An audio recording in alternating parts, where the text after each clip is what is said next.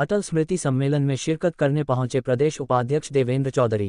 दीप प्रज्वलित कर की गई कार्यक्रम की शुरुआत। भारत रत्न अटल बिहारी वाजपेयी के कार्य और योगदान पर किया संबोधन। एसआईआर पर बोले देवेंद्र चौधरी।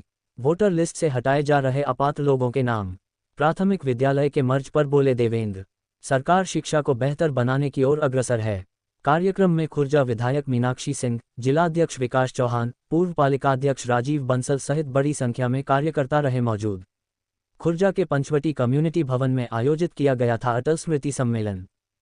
आज अटल जी की जन्म शताब्दी के अवसर पर जो भारतीय जनता पार्टी ने 25 तारीख से लेकर के 31 तारीख तक ये अभियान चलाया है, पूरे देश में अटल जी के स्मृति में इस प्रकार के सम्मेलन चल रहे हैं। आज खुर्जा में भी उसी प्रकार का ये उनकी स्मृति में अटल जी की विचार, अटल जी ने इस देश के लिए क्या क्या किया, ये जन जन तक जाए, सभी कार्यकर्ताओं को उनके बारे में अच्छी से जानकारी हो, इसके लिए भारतीय जनता पार्टी ने ये अभियान चलाया है। और पूरा एक सप्ताह तक इस प्रकार के कार्यक्रम चल रहे हैं। सभी विधानसभाओं में इस प्रकार के सम्मेलन चल रहे हैं। पूरे देश की सभी विधानसभाओं में ये सम्मेलन लगभग कल तक संपन्न हो जाएंगे। एक विधायक है सपा के हारून रूमी जी, उनका आरोप है कि 2 करोड़ 88 लाख एसआईआर में यहाँ उत्तर प्रदेश में जो मतदाता है उनके वोट काटते हैं। देखिए, अभी हमारे अध्यक्ष जी बोल रहे थे मंच से, जो अपात्र है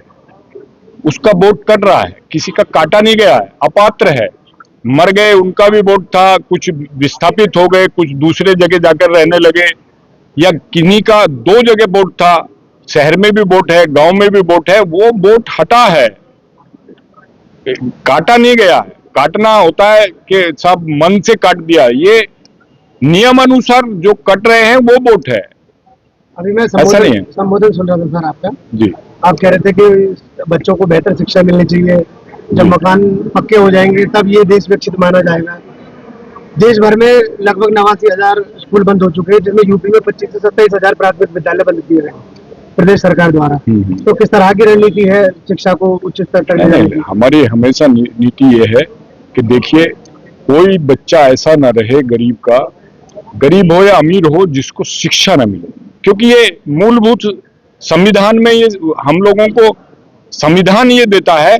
संविधान हमारी ये इस देश का संविधान बहुत बड़ा संविधान है, वो ये देता है कि भी सबको शिक्षा मिले, सबको रोजगार मिले, सबको रहने के लिए घर मिले, और उसी का प्रयास सरकार कर रही है। ऐसा नहीं है, सरकार लगातार ये प्रयास कर रही है कि कोई भी ऐसा अशिक्षित न रहे बच्चा, उसके पढ़ने की व्यवस्था हो, उसको पढ़ाई के लिए व्यवस्था करेंगे। जब प्राथमिक विद्यालय बंद नहीं हो रहे, बंद सब चलेंगे, कुछ मर्ज किए गए, बंद नहीं हो रहे, जिनमें ऐसा ना बहुत सारे ऐसा ना, देखिए, एक तहसील में 10 विद्यालय थे, जिसमें 2 ही बच्चे थे, शिक्षक 4 हैं, बच्चे 10 हैं, तो उन कारण से उनको मर्ज किया गया, बंद किसी को नहीं किया गया, बंद किसी को नहीं किया गया, व्यवस्थित किया गया है।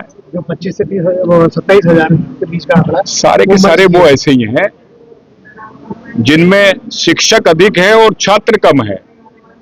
अब 10 छात्रों के ऊपर 4 शिक्षक हैं, तो उनको व्यवस्थित करने का काम सरकार कर रही है, और उनका स्तर अच्छा हो इसका भी प्रयास कर रही है कि जिससे बच्चे उसमें जाए। अभी कॉन्वेंट में बच्चे जा रहे हैं, उसमें बच्चे, उनको शिक्षा अच्छी मिले, उनको बिना पैसे के शिक्षा मिले, उनको ड्रेस मिले, उनको बस्ता मिले, उनको किताब मिले, इसका प्रयास सरकार कर रही है।